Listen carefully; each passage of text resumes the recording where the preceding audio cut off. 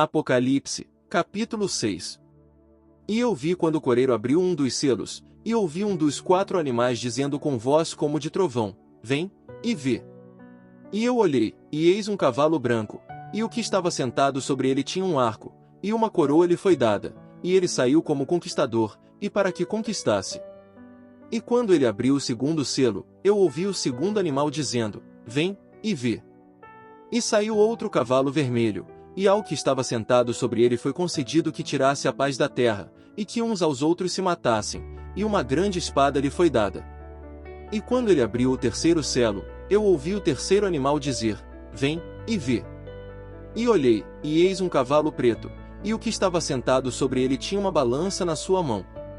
E ouvi uma voz no meio dos 4 animais, dizendo: Uma medida de trigo por 1 dinheiro, e 3 medidas de cevada por 1 dinheiro, e não danifiques o azeite e o vinho. E quando ele abriu o quarto selo, eu ouvi a voz do 4º animal dizendo: Vem, e vê. E eu olhei, e eis um cavalo amarelo, e o que estava sentado sobre ele, seu nome era Morte, e o Sheol o seguia. E foi-lhes dada autoridade para matar a 4ª parte da terra, com espada, com fome, com morte por doença, e com os animais ferozes da terra. E quando ele abriu o 5º selo, eu vi debaixo do altar as almas dos que foram mortos por causa da palavra de Deus, e por causa do testemunho que tinham.